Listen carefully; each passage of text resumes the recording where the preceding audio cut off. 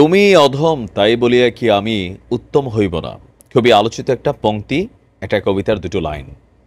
এখন বাস্তব জীবনে এটা মানে কি? আরেকটা কবিতা আছে, আমার ঘর ভাঙে যেবা আমি বাঁধি তার ঘর। এগুলো আসলে কাব্য, কবিতা, উপন্যাসে সুন্দর। প্র্যাকটিক্যালি আমার দিকে চাইছে যে তার চোখ তুলে ফেলবো, আমার দিকে যে একটা ধরেন একটা ধমক দিছে, পারলে তার জিব্বা টিব্বাই মনে করলেন বের। এই একটা মেন্টালিটিতে আমরা আছি। আমরা চাই পরিবর্তিত বাংলাদেশ। আমরা দাবি করছি যে শেখ হাসিনার সরকার স্বৈরাচারী ছিল এবং তিনি আদালতকে, প্রশাসনকে এতটা ম্যানুপুলেট করেছেন, এতটা ব্যবহার করেছেন যে হাজার হাজার লাখ লাখ গায়েবী মামলা হয়েছে। ঘটনা কিন্তু সত্য হয়েছেও। আর এই মামলাগুলোর শিকার করা হয়েছে সাধারণ নিরীহ, বেশিরভাগ ক্ষেত্রে যারা দল করে তারাই হয়েছে। এখন এই যে দীর্ঘদিনের জ্বালা এবং ক্ষোভ, সেই ক্ষোভটাকে কিন্তু আন্দোলনে পরিণত করে আপনার শেখ হাসিনা সরকারের রাজনৈতিক পতনটা এককভাবে কোনো দল করতে পারেনি। বৈষম্য বিরোধী ছাত্র আন্দোলন করেছে। এখন এই আন্দোলনের পরেও বাংলাদেশে মব জাস্টিসের নামে অথবা মামলার নামে একটা ব্যাপক খেলা কিন্তু শুরু হয়ে যাচ্ছে, অলরেডি গেছে। ওই কোথাকার কোন বাদী, সে কিন্তু মামলার আসামিরে চেনে না, সাক্ষী বাদীরে চেনে না, সাক্ষী আসামিরে চেনে না। এই ঘটনাগুলা প্রত্যেক এলাকায়, আপনার নিজস্ব এলাকায় দেখছেন। এই যখন পরিস্থিতি, এই পরিস্থিতিটাতে এই মুহূর্তে সবচেয়ে বেশি শিকার হচ্ছে কারা? আওয়ামী লীগ। সোজা হিসাব, আওয়ামী লীগের সাথে নামগন্ধ যাই থাকুক, মামলার আসামি দিলেই নিয়ে নেওয়া হচ্ছে। গেল 5ই আগস্টের আগে বিএনপি জামাত বললে যেই থানাত যাইতেন মামলা হয়ে যেত। বিচারক আদালতে উঠা বিএনপি জামাত দেখলেই জামিন বন্ধ অথবা দিয়া দাও সাজা একটা, এরকম কিন্তু ঘটছে। আর এজ এ রেজাল্ট এতগুলা প্রাণ সরষে এই আন্দোলন হয়েছে।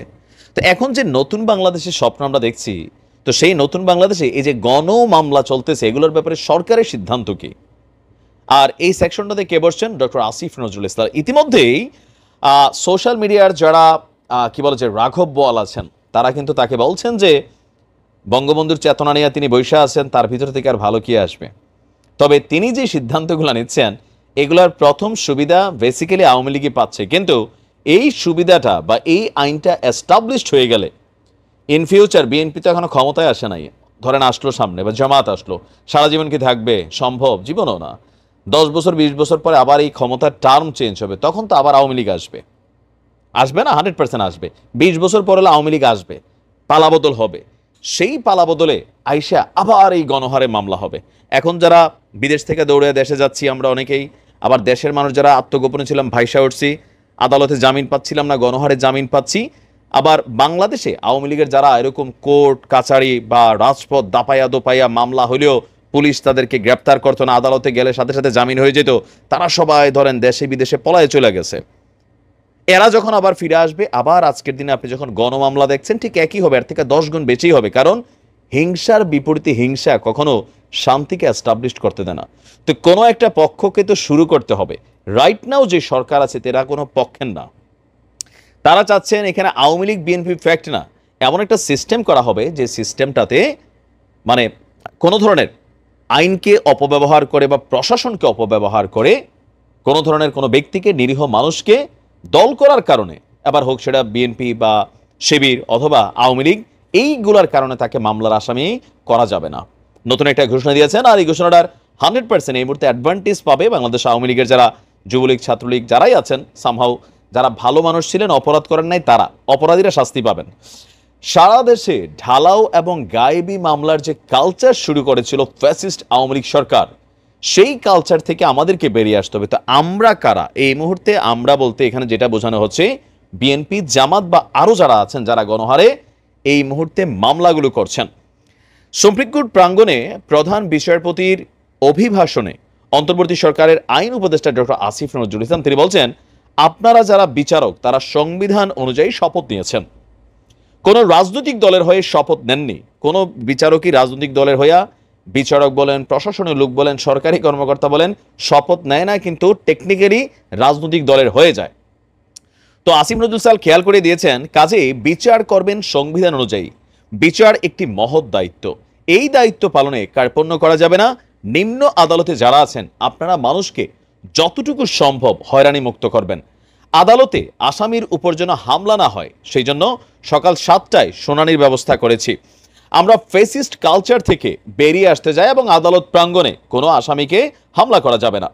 তো এখানে তিনি যেটা বলছেন যে বেসিক্যালি একটা দেশে যতটাই করাপশন থাকুক, যতটাই আইনশৃঙ্খলা পরিস্থিতির অবনতিতে থাকুক, যতটাই মানুষ মামলাবাজ হোক, কিন্তু একটা জায়গাতে গিয়ে সব ঠিক হয়, সেটা হচ্ছে আদালত। আপনার বিরুদ্ধে একজন লোক মামলা করতেই পারে, কিন্তু আদালত যদি এটাকে ন্যায় বিচারে নিয়ে যায় তখন হবে কি, মামলাটা খারিজ হয়ে যাবে। বরঞ্চ যেই ব্যক্তি আপনার বিরুদ্ধে মামলা দিচ্ছে সে আরেকটা মামলা অটোমেটিক খাবে, তার উল্টা পানিশমেন্ট হবে। কিন্তু এইটার জন্য যাদের ভূমিকা অত্যন্ত গুরুত্বপূর্ণ, তিনটা সেকশন। নাম্বার ওয়ান, যারা এই মামলাটার তদন্ত রিপোর্ট করে। আর এ নিয়ে আইনশৃঙ্খলা বাহিনী পুলিশের হেডকোয়ার্টার থেকে কিন্তু একটা ব্রিফ দেওয়া হয়েছে। কোনটা?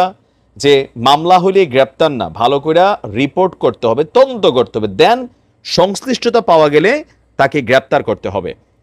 তো পুলিশ যদি সত্যি সত্যি এই কাজটা করে, তাহলে আজকের দিনে বিএনপি যতগুলো মামলাতে যতগুলো মানুষে বিভিন্ন জায়গায়, আমি আমার এলাকায় দেখেছি এক মামলার আসামি 300 জন। এর মাঝখানে আমি বেশ কিছু মানুষকে চিনি, তারা আওয়ামী লীগ করতো, কিন্তু ভালো মানুষ, কিন্তু অটোমেটিক মামলার আসামি হয়ে গেছে। আবার একই দৃশ্য ছিল আওয়ামী লীগের আমলে, আমার বিএনপি ভাইদের সময়, যে আওয়ামী লীগের আমলে এরকম একটা মামলা দিছে, বিএনপির বহুত মানুষ খালি বিএনপি করতো, এই কারণেই লোকটা মামলার আসামি হয়েছে। তো লম্বা সময় তিনি কষ্টও পাইছেন, ভিতরে ক্ষোভও আছে, সেই ক্ষোভ থেকে কিন্তু এই পাল্টা মামলাগুলো হচ্ছে। বাট এই ধারাটা যদি চলতে থাকে তাহলে বন্ধ হবে কখন? এই জায়গাটারই বন্ধ করতে চাচ্ছে ডক্টর আসিফ নজরুল ইসলাম, যে সিস্টেমটার তো পরিবর্তন দরকার। আমরা বলছি পরিবর্তন চাই, বাট শুরুটা তো করতে হবে। তো শুরুটা এখন এখন যখন এটা শুরু হচ্ছে, স্বাভাবিকভাবে যারা আওয়ামী লীগের দুষ্কৃতকারী তারা কিন্তু কেউ বাঁচার সুযোগ নাই। তবে যারা আওয়ামী লীগ করতেন এই কারণে শুধু মামলার আসামি হয়েছেন, তারা কিন্তু সবাই জামিন পেয়ে যাবেন।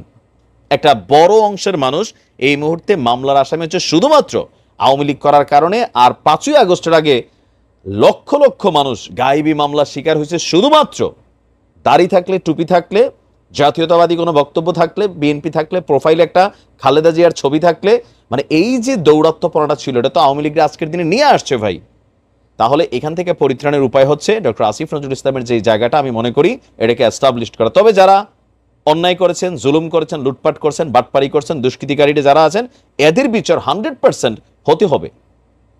আবার আওয়ামী লীগ করছে দেখে তাদের ছাড় দেবে বিষয়টা তা না। মন্ত্রী হোক, এমপি হোক, যেই হোক, প্রত্যেককে বিচারের আওতায় আনতে হবে, তাহলে বিচারের সংস্কৃতিটা চালু হবে। আর নয়তো বিচার হয় না। বড় ক্যারেক্টার হলে, এটা একটা বাংলাদেশে আছে যে আইনকে শাসন করে বড় লোকরা, আর আইন শাসন করে গরিবদের। আইন গরিবদের শাসন করে, আর আইনকে শাসন করে কারা? ধনীরা। তো এই দৃশ্যপট থেকে বের হয়ে আসতে হবে। তো আসিফ নজরুল ইসলাম যে উদ্যোগ নিয়েছেন, এর জন্য তিনি সমালোচিত হচ্ছেন, বাট তিনি সমালোচনার দিকে তাকাচ্ছেন না।